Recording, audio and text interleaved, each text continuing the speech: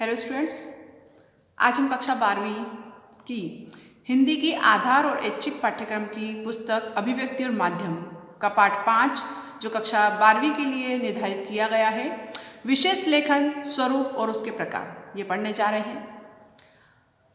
हमने पत्रकारिता ये सारी चीज़ें इससे पहले के पाठों में पढ़ी हैं, समझी हैं।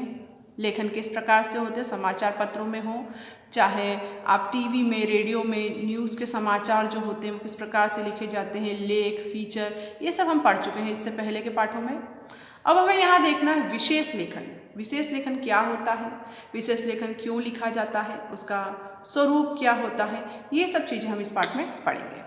तो सबसे पहले पिछले अध्यायों में हमने जनसंचार के तमाम माध्यमों के अलावा लेखन के विभिन्न विभिन्न प्रकारों पर भी बात की है। समाचार और फीचर लेखन के फर्क को हमने समझा है, लेकिन मीडिया लेखन के कई और पहलू भी हैं, हमने उनको ध्यान दिया होगा उस तरफ। ज़्यादातर अखबारों में खेल, अर्थ, व्यापार, सिनेमा या मनोरंजन के अलग अलग पृष्ठ हमको देखने को मिलते हैं। इनमें छपने वाली जो खबरें हैं, फीचर या आलेख, कुछ अलग अलग तरह से लिखे जाते हैं। सबकी भाषा शैली अलग होती है, सबको लिखने का तरीका अलग होता है। इसी प्रकार से इन्हीं सब घटनाओं के बीच में से एक लेखन शैली निकल के आती है, जिसे कहते हैं विशेष लेखन। इससे समाचार पत्रों में विविधता आती है और उनका कलेवर व्यापक होता है। दरअसल पाठकों की रुचि के अनुसार ही अलग अलग प्रकार के लेखन कार्य किए जाते हैं। तो सबसे पहले हम ये जानेंगे क्या होता है विशेष लेखन। समाचार पत्रों में विशेष लेखन के लिए जगह यहीं से बनती है। विशेष लेखन यानी किसी खास विषय पर सामान्य लेखन से हटकर किया गया जो लेखन कार्य होता है उसे विशेष लेखन कहते हैं। और अधिकतर समाचार पत्रों और पत्रिकाओं के अलावा टीवी और रेडियो चैनलों में विशेष लेखन के लिए अलग से डेस्क होता है, मतलब अलग से एक स्थान निर्धारित होता है। और विशेष लेखन डेस्क पर काम करने वाले पत्रकारों का समूह भी अलग ही होता है। जैसे समाचार पत्रों और अन्य माध्यमों के बिजनेस या कारोबार व्यापार पर अलग से डेस्क होती है, इसी तरह से खेल की खबरों, खेल के फीचर, उसके लिए अलग डेस्क होता है। मतलब हर विषय से संबंधित अलग एक डेस्क बना होता है, जिसमें उसी से जुड़े हुए लोग जुड़े हुए होते हैं और जो उसी पर लेखन कार्य को करते हैं। इसमें अलग अलग विषय की खबरें होती हैं, जैसे राजनीतिक, आर्थिक, अपराध, खेल, फिल्म, कृषि, कानून, विज्ञान इत्यादि। संवाददाताओं के बीच का काम विभाजन आमतौर पर उनकी दिलचस्पी और ज्ञान के आधार पर किया जाता है कि किसको क्या काम देना है, क्योंकि जो किस विषय में अपना ज्ञान अधिक रखता है, जिस विषय में उसको दिलचस्पी होती है, उस विषय का कार्य उसको दिया जाता है। संवाददाता के बीच काम का विभाजन आमतौर पर उसकी दिलचस्पी और ज्ञान को ध्यान में रखते हुए किया जाता है। मीडिया की भाषा में इसे कहते हैं बीट। एक संवाददाता की बीट अगर अपराध है तो उसका अर्थ यह है कि उसका कार्यक्षेत्र अपने शहर या क्षेत्र में घटने वाली आपराधिक घटनाओं की रिपोर्टिंग करना है। अखबार की ओर से वह इनकी रिपोर्टिंग के लिए जिम्मेदारी उठाता है और जवाबदेह भी होता है। इसी तरह अगर आपकी दिलचस्पी और जानकारी का क्षेत्र खेल है तो आपको खेल बीट मिल सकता है। अगर आपकी आर्थिक और कारोबार जगत से जुड़ी खबरों में दिलचस्पी है तो आपको आर्थिक बीट मिल जाएगा। तो इस प्रकार से आपकी रुचि के अनुसार आपको बीट मिलते हैं। लेकिन विशेष लेखन केवल बीट रिपोर्टिंग नहीं होती है। बीट रिपोर्टिंग से आगे एक तरह की विशेषीकृत रिपोर्टिंग होती है, जिसमें न सिर्फ उस विषय की गहरी जानकारी होनी चाहिए बल्कि उसकी रिपोर्टिंग से संबंधित भाषा और शैली पर भी उसका पूरा अधिकार होना चाहिए। सामान्य बीट रिपोर्टिंग के लिए भी एक पत्रकार को काफ़ी तैयारी करनी पड़ती है। उदाहरण के तौर पर जो पत्रकार राजनीति दिलचस्पी रखते हैं, मतलब जो पत्रकारों को राजनीति में विशेष दिलचस्पी होती है या उन्हें किसी खास राजनीतिक पार्टी को कवर करते हैं, उन्हें पता होना चाहिए कि उस पार्टी का इतिहास क्या है, उसमें समय समय पर क्या क्या परिवर्तन हो रहे हैं, वो उन्हें जानकारी पूरी होनी चाहिए। क्या आज चल रहा है, पहले क्या हुआ था, पार्टी के सिद्धांत क्या है, उसकी नीतियाँ क्या है, उसके पदाधिकारी कौन कौन है, उसकी पृष्ठभूमि क्या है, बाकी सब पार्टियों से उन पार्टी को कैसे अलग करा है, कैसे जोड़ा है, ये सारी बातें उन्हें पता होनी चाहिए। पत्रकार को उस पार्टी के भीतर की गहराई तक जाना पड़ेगा, उससे अपने संपर्क बनाना पड़ेंगे, अपने संबंधों को अच्छा करना होगा और वहाँ से खबर को हासिल करना होगा और नए नए स्रोत पैदा करना होंगे नई नई खबरों को जानने के लिए। यह तो है बीट रिपोर्टिंग। लेकिन बीट रिपोर्टिंग और विशेषीकृत रिपोर्टिंग में फ़र्क क्या होता है? दोनों के बीच सबसे महत्वपूर्ण फ़र्क यह होता है कि अपनी बीट की रिपोर्टिंग के लिए संवाददाता उस क्षेत्र के बारे में जानकर दिलचस्पी दोनों होना पर्याप्त है। इसके अलावा एक बीट रिपोर्टर को आमतौर पर अपनी बीट से जुड़ी सामान्य खबरें ही लिखनी होती है। लेकिन विशेषीकृत रिपोर्टिंग का तात्पर्य यह होता है कि आप सामान्य खबरों से आगे बढ़कर उस विशेष क्षेत्र या विषय से जुड़ी घटना मुद्दे, समस्या की बारीकी, इन सब का विश्लेषण भी आपको करना है और पाठकों के लिए उसका अर्थ स्पष्ट करने की कोशिश करना है। जैसे अगर शेयर बाजार में भारी गिरावट आती है तो उस पर बीट रिपोर्टिंग करने वाला संवाददाता जो होगा उसकी तथ्यात्मक रिपोर्ट को तैयार करेगा, जिसमें सभी जरूरी सूचनाएं, तथ्य शामिल होंगे, लेकिन विशेषीकृत रिपोर्टिंग करने वाला संवाददाता इसका विश्लेषण करके यह स्पष्ट करने की कोशिश करेगा कि बाजार में गिरावट क्यों आई, किन कारणों से आई है और इसके पीछे आम निवेशक पर इसका क्या असर पड़ने वाला है। ये सारी चीज़ें आपको विशेषीकृत रिपोर्टिंग करने वाले संवाददाता से जानकारी मिलेगी। यही कारण है कि बीट कवर करने वाले रिपोर्टर को संवाददाता और विशेषीकृत रिपोर्टिंग करने वाले को रिपोर्टर को विशेष संवाददाता और विशेष संवाददाता का दर्जा दिया जाता है। लेकिन विशेष लेखन सिर्फ विशेषीकृत रिपोर्टिंग भी नहीं, विशेष लेखन के तहत रिपोर्टिंग के अलावा उस विषय या क्षेत्र के विषय पर फीचर, टिप्पणी, साक्षात्कार, लेख, समीक्षा, स्तंभ लेखन, ये सब इसी के अंतर्गत आते हैं। इस तरह का विशेष लेखन समाचार पत्र पत्रिका में काम करने वाले पत्रकार से लेकर फ्रीलांसर पत्रकार तक ये सब काम करते हैं। शर्त सिर्फ यही है कि विशेष लेखन के इच्छुक पत्रकार या स्वतंत्र लेखक उस विषय में माहिर होना चाहिए। मतलब यह है कि किसी भी क्षेत्र पर विशेष लेखन करने के लिए जरूरी है कि उस क्षेत्र के बारे में आपको ज़्यादा से ज़्यादा जानकारी होनी चाहिए।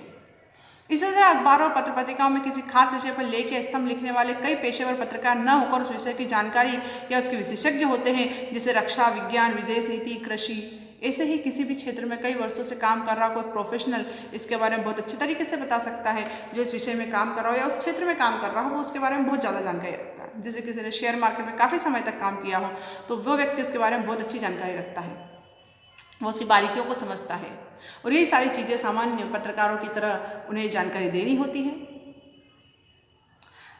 उदाहरण के तौर पर हम खेलों में हर्ष भोगले, जयदेव सिंह या नरोत्तम पुरी का नाम ले सकते हैं। वे पिछले 40 सालों से हॉकी से लेकर क्रिकेट तक और ओलंपिक से लेकर एशियाई खेलों तक की कमेंट्री करते हैं।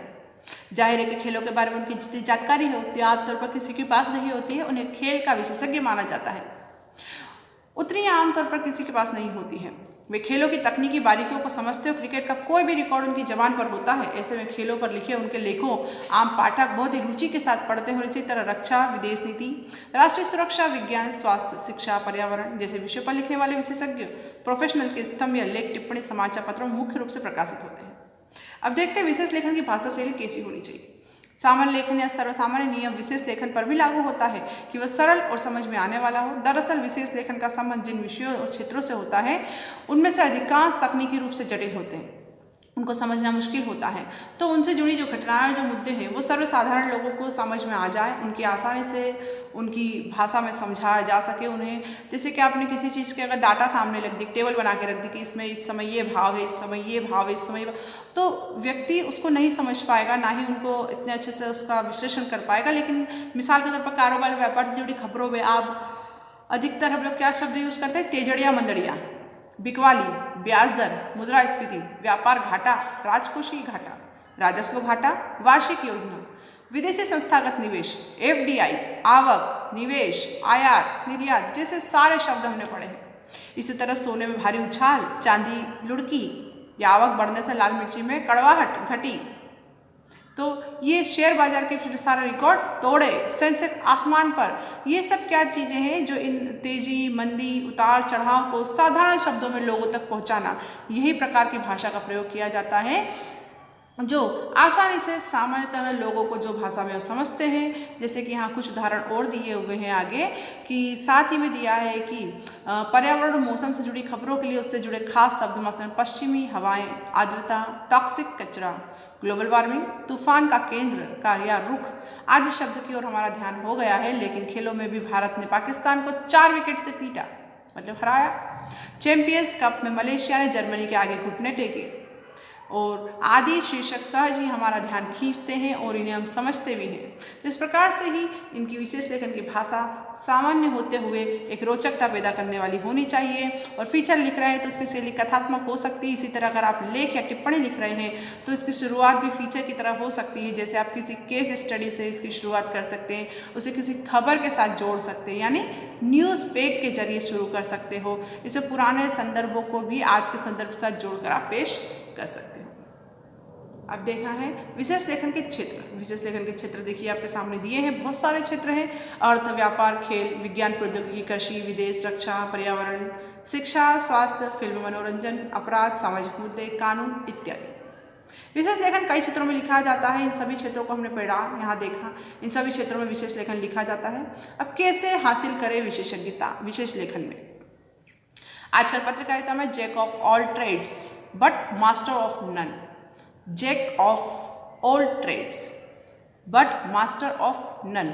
सभी विषयों के जानकार लेकिन किसी खास विषय में विशेषज्ञता नहीं की बजाय मास्टर ऑफ वन, मतलब यानी किसी एक विषय में विशेषज्ञता होना जरूरी है। इसकी मांग ज़्यादा बढ़ गई है। सवाल ये उठता है कि आप किसी भी विषय की विशेषज्ञता कैसे हासिल कर सकते हैं। इस सिलसिले में सबसे जरूरी बात यह है कि आप जिस भी विषय की विशेषज्ञता हासिल करना चाहते हैं उसमें आपकी वास्तविक रुचि होनी चाहिए। उसके साथ ही साथ अगर उस विषय में विशेषज्ञता हासिल करना चाहते हैं तो बेहतर होगा कि आप उच्चतर माध्यमिक मतलब +2 और स्नातक स्तर पर उसी विषय के साथ पढ़ाई करें। मतलब आपने 11वीं 12वीं कक्षा अपनी और कॉलेज की पढ़ाई जो है आपकी स्नातक की वो आपने उसी विषय के साथ की हो, और इसके अलावा अपनी रुचि के विषय पत्रकारिता विशेषज्ञता हासिल करने के लिए आपको उस विषय से संबंधित पुस्तकें खूब पढ़नी चाहिए और विशेष लेखन के क्षेत्र में सक्रिय लोगों के साथ खुद अपडेट रखना चाहिए, उनसे मिलना चाहिए, उनके से अपने आप को अपडेट रखना चाहिए और उस विषय से जुड़ी खबरों और रिपोर्टों की कटिंग करके फाइल बनानी चाहिए। साथ ही साथ उस विषय के प्रोफेशनल विशेषज्ञों के लेख और विश्लेषणों की कटिंग भी रखना चाहिए। उनसे बात करने का मौका मिले तो करना चाहिए। उनकी तरह ही अपना शब्दकोश जो है, अपना इंसाइक्लोपीडिया भी है, वो आपके पास होना चाहिए कि किस प्रकार के शब्दों का प्रयोग करते हैं। यही नहीं, जिस विषय में आप विशेषज्ञता हासिल करना चाहते हैं उससे जुड़े सरकारी गैर सरकारी संगठन संस्था इन सब की सूची आपके पास होनी चाहिए। उनकी वेबसाइट का पता, टेलीफोन नंबर, ये सब चीज़ें आपको पता होनी चाहिए। इससे क्या होता है कि आप उसके सारे पहलुओं को जान सकते हैं, समझ सकते हैं। इसी तरह आप अपनी रुचि के क्षेत्र या विषय में विशेषज्ञता विकसित कर सकते हैं। लेकिन एक बात अवश्य याद रखनी चाहिए कि विशेषज्ञता एक दिन में नहीं आती है। विशेषज्ञता हमेशा काफ़ी लंबा समय आपका लेती है, बहुत अमूल्य समय आपको उसको देना पड़ता है। बार बार प्रयास अभ्यास आपको उसका करना पड़ता है। साथ में ये निरंतरता बनाए रखने के साथ आपकी दिलचस्पी भी निरंतर बनी रहनी चाहिए, क्योंकि जब आप उस चीज़ से ऊब जाएंगे, आपकी दिलचस्पी हट जाएगी तो फिर आपको उसमें विशेषता हासिल नहीं हो सकती है। अब हमें यहाँ देखना है कुछ चुनिंदा क्षेत्रों की बारीकियों के बारे में बात करेंगे, जैसे कारोबार और व्यापार। अगर आप रोज समाचार पत्र पढ़ते हो तो आपने देखा होगा, ध्यान दिया होगा कि समाचार पत्र में कारोबार और अर्थ जगत से जुड़ी खबरों के लिए एक अलग से पेज होता है। पत्र में, समाचार पत्र में ऊपर ऐसी हेडिंग डली होती है। अभी अपने घर का आज ही समाचार पत्र उठाइए और उसमें उसकी हेडिंग देखिए। कुछ अखबारों में आर्थिक खबरों के 2 पृष्ठ प्रकाशित होते हैं। यह कहा जाए तो गलत नहीं होगा कि समाचार पत्र में अगर आर्थिक और खेल का पृष्ठ न हो तो संपूर्ण समाचार पत्र नहीं माना जा सकता है। इसकी वजह यह है कि अर्थ यानी हर धन हर व्यक्ति के जीवन का मूल आधार होती है और हमारे रोजमर्रा के जीवन में बहुत ही ज़्यादा महत्व रखता है। हम बाजार से कुछ खरीदते हैं, बैंक में पैसे जमा करते हैं और बचत करते हैं, किसी कारोबारी के बारे में योजना बनाते हैं या कुछ भी ऐसा सोचते हैं या करते हैं जिसमें आर्थिक फायदे, नफ़ा नुकसान आदि की बात होती है, तो ये सब चीज़ें कारोबार से जुड़ी हुई मानी जाती हैं। आप अक्सर सुनते ही होंगे कि शेयर बाजार का सेंसेक्स इतना चढ़ा या नीचे गिर गया। इसी तरह सोना चांदी के भाव, विदेशी मुद्रा की बात करें, खेती बाड़ी की बात करें, आम लोगों को फायदे नुकसान से इनके जीवन पे क्या असर पड़ेगा, उससे बचाव के लिए क्या करना चाहिए, ये सब चीज़ें हमारे लिए दिलचस्पी का कारण होती है। वरना हमें क्या पता कि शेयर बाजार का भाव ऊपर गया कि नीचे गया, सोने का भाव घटाया बढ़ा, उससे हमें क्या फ़र्क पड़ने वाला। लेकिन जब ये बात हमें समाचार के रूप में पता चलती है कि इसका असर हमारे जीवन पर कैसे पड़ रहा है, इसलिए हम उसको दिलचस्पी लेकर पढ़ते हैं और समझते हैं। पिछले कुछ वर्षों में आर्थिक पत्रकारिता का महत्व बहुत ज़्यादा बढ़ चुका है। ऐसा इसलिए क्योंकि देश की राजनीति अर्थव्यवस्था के बीच में रिश्ता बहुत ज़्यादा गहरा हो चुका है। खासकर आर्थिक उदारीकरण और देश की खुली अर्थव्यवस्था, उदारीकरण जिसे कहते हैं कि हमारा देश, हम दूसरे देशों के साथ, विश्व के साथ व्यापार करने के लिए हम उसकी जो नीतियां हैं वो सरल बनानी जाती है, उसे आर्थिक उदारीकरण कहते हैं। और खुली अर्थव्यवस्था पूरे विश्व को एक ही तरह का बाजार मानकर जो खुली अर्थव्यवस्था अपनाई जाती है कि विश्व के सभी लोग हमारी अर्थव्यवस्था में निवेश कर सकते हैं और हम विश्व की सभी अर्थव्यवस्था में निवेश कर सकते हैं। ये खुली अर्थव्यवस्था की नीति जो हमारी सरकार ने अपनाई है, इसके कारण अर्थव्यवस्था और सरकार एक दूसरे के साथ बहुत गहराई के साथ जुड़ चुके हैं। राजनीति भी इससे छूटी हुई नहीं है। आर्थिक मामलों में पत्रकारिता सामान्य पत्रकारिता की तुलना में काफ़ी जटिल हो जाती है, थोड़ी सी मुश्किल हो जाती है। ऐसा इसलिए क्योंकि आम लोगों को इसकी शब्दावली के बारे में पता नहीं होता है और उन्हें इस बात को समझाना सबसे बड़ी चुनौती होती है। कारोबार और अर्थ जगत से जुड़ी रोजमर्रा की खबरें उल्टा पिरामिड शैली में लिखी जाती है और शेयर बाजार के एक समाचार के उदाहरण को यहाँ पर आपके सामने दिया हुआ है। उदाहरण को आप देखें। रोजमर्रा की खबरों के अलावा सोने की बढ़ती कीमतों का विश्लेषण करता एक फीचर प्रस्तुत है, जो कि नीचे आपको फीचर दिया है। नित्य नया शिखर, नया निखार।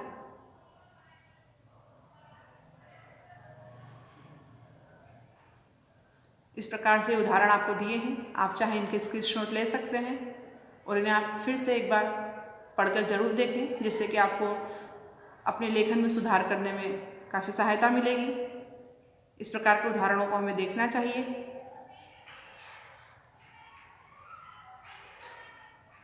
यहाँ पूरे उदाहरण आपको दिए हैं पुस्तक में।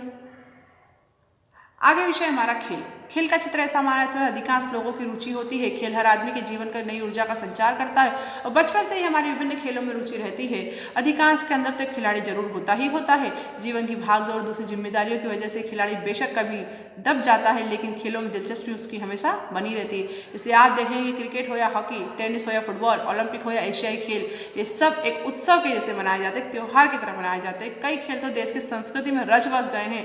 जैसे कि अगर हम देख लें, क्रिकेट हमारे नस नस में दौड़ता है। इस प्रकार से भारत का सबसे लोकप्रिय खेल माना जाता है क्रिकेट। इसलिए हैरत की बात नहीं है कि अखबारों के दूसरे माध्यम में खेलों को बहुत ज़्यादा अधिक महत्व मिलता है। आपने देखा है कि समाचार पत्र में एक अलग से पेज होता है, 1 या 2 पृष्ठ ऐसे होते हैं, इसमें सिर्फ और सिर्फ खेल के समाचार दिए होते हैं। कोई टीवी या रेडियो बुलेटिन खेलों की खबरों के बिना पूरा नहीं हो सकता। यही नहीं, समाचार माध्यमों में खेलों का महत्व लगातार बढ़ता जा रहा है। समाचार पत्र और पत्रिकाओं में खेलों का विशेष लेखन, खेल के विशेषांक और खेल परिशिष्ट प्रकाशित हो रहे हैं। इसी तरह टीवी और रेडियो पर खेलों के विशेष कार्यक्रम आए दिन आते रहते हैं। पत्र पत्रिकाओं में खेलों के बारे में लिखने वालों के लिए जरूरी है कि वे खेल की तकनीकी, उसके नियम, उनकी बारीकी, इन सबको अच्छे से पहले जान लें, ताकि उस पर जब विचार विमर्श किया जाए, अपनी राय आप लिखें या बताएं, तो सामने वाले जो पाठक है उसे संपूर्ण जानकारी आप सरल शब्दों में दे सकें। इसलिए कोई क्रिकेट का जानकार होता है तो कोई हॉकी की बारीकियों को समझता है, कोई एथलेटिक का अधिकार रखता है तो कोई फुटबॉल की जानकारी रखता है। लेकिन आप जिस भी खेल में विशेषज्ञता हासिल करें, उसके बारे में आपकी जानकारी, समझदारी का स्तर ऊंचा होना चाहिए। आपको उस खेल में बनने वाले रिकॉर्ड्स, कीर्तिमान, उनके बारे में पता होना चाहिए। रिकॉर्ड्स, कीर्तिमान मतलब जो नई नई घटनाएं उस पर हो रही हो, जब पहली बार किसी ने करी हो। तथ्य और पुराने रिकॉर्ड्स को भी आप इंटरनेट पर ढूंढ सकते हैं, लेकिन खेल के नियम, उसकी बारीकियों को, किसी खिलाड़ी की तकनीकी के बारे में जानने समझने के लिए इस बारे में अच्छा लिखना और बोलना बहुत जरूरी है। लेकिन एक खेल पत्रकार को अपनी जानकारियों को दिलचस्प तरीके से पेश करना चाहिए। वह जब किसी मैच या किसी खिलाड़ी विशेष के प्रदर्शन का, खेल की तकनीक और उसके जुड़े तमाम पहलुओं पर विश्लेषण करता है, तो यह विश्लेषण खेल की तरह ही रोमांचक होना चाहिए। जिस प्रकार से कमेंट्री होती है तो हम सुनते कितना आनंद आता है उसको सुनने में। कितनी बार तो ऐसा होता है कि हम देखते नहीं है मैच को, और सिर्फ कमेंट्री सुनकर ही हमें अंदाजा हो जाता है कि वहाँ पिच पर क्या क्या हो रहा है और कैसे कैसे हो रहा है। तो यही सारी शैली आपके लेखन में होनी चाहिए। और इस मुखड़े के बाद खबर का विस्तार एक कथात्मक के रूप में ले लेता है। इसमें उल्टा पिरामिड शैली के बजाय कथात्मक शैली का प्रयोग इसमें किया जाता है। क्रिकेट के सामान्य समाचार के बाद क्रिकेट पर ही एक विशेष रिपोर्ट प्रस्तुत है। देखिए, यहाँ पर एक क्रिकेट के बारे में आपको उदाहरण दिया हुआ है कि एक पूरा क्रिकेट का किस प्रकार से कोलंबो 15 अगस्त बाएं हाथ के सिलम चामुंडावास आज घातक गेंदबाज करते हैं, है ना। तो इस प्रकार से जो पूरी जानकारी आपको यहाँ उदाहरण के रूप में दी है, इन्हें हम पढ़ें। और इस प्रकार से कोई भी खेल को, अगर आपके आसपास भी कोई खेल हो रहा है तो हम उन्हें पहले देखें। आपके गली मोहल्ले में, आसपास आपके स्कूल में तरह तरह के खेल होते रहते हैं, उन खेलों को देखें। और अगर आपका लेखन में रुचि है तो इस प्रकार के खेलों के बारे में आपको विशेष लेखन जरूर लिखना चाहिए, जो आपकी लिखावट को और निखार दे सकता है। घर में प्रयोग भारी पड़ा, पुरानी कहावत है, लोग जल्दी बूढ़े क्यों हो जाते हैं। इस प्रकार से देखिए, इस टॉपिक के ऊपर भी आपको यहाँ पर लिखा हुआ है, बहुत अच्छा लेख लिखा हुआ है, जिसे हम पढ़कर इसका प्रयोग हमारे आसपास जो हम खेलों के साथ रुचि रखते हैं, स्कूल में खेलते हैं, आसपास खेलते हैं, उन सभी जगहों पर हम इनका प्रयोग कर सकते हैं। और लेखन में रुचि है अगर हमें, तो इन उदाहरणों को देखकर हमारे लेखन शैली में उस प्रकार के सुधार करते हुए हम भी लेखन शैली को सीख सकते हैं। अब विशेष लेखन के इस अध्याय में हमने कुछ प्रचलित क्षेत्रों के बारे में बात करी है। कुछ और भी ऐसे क्षेत्र हैं जिनमें हमें विशेषज्ञता हासिल करने की जरूरत है। मूल बात तो ये थी कि जब हम किसी खास विषय को उठाते हैं तो उसके बारे में लिखने या बात करते हैं, तो उस बात का ध्यान रखना जरूरी है कि हमारा पाठक, दर्शक, श्रोता कौन है, हमारी बात उसे समझ में आ रही है या नहीं आ रही है। आप इस तरह की भाषा शैली का प्रयोग कर लेंगे अगर, तो उस तरह की भाषा शैली जो सामने वाले व्यक्ति को, पाठक को समझ में ही नहीं आएगी, तो आपकी भाषा शैली का कोई अर्थ ही नहीं है, तो आपकी भाषा शैली सामने वाले व्यक्ति को जरूर समझ में आनी चाहिए। इस बात का आपका विशेष ध्यान आपको रखना चाहिए और लेखन भी आपका विशिष्टता लिए होना चाहिए, जभी तो लोग उसको आनंद से होकर पढ़ेंगे। तो इस प्रकार से हमने देखा है कि विशेष लेखन का स्वरूप प्रकार क्या होता है और उसमें किस प्रकार से लेखन लिखा जाता है और हम किस प्रकार से विशेषता को हासिल कर सकते हैं। इसमें यहाँ पर ये सारी सूचनाएं कहाँ से मिली है वो सब जानकारी भी यहाँ पर लिखी हुई है। सूचनाओं के स्रोत में हमने इस पाठ में विशेष लेखन की संपूर्ण जानकारी को प्राप्त करने की कोशिश करी है कि हम अधिक से अधिक जानकारी विशेष लेखन की यहाँ पर प्राप्त कर सकें। आशा है पाठ आपको अच्छे से समझ में आया होगा। धन्यवाद।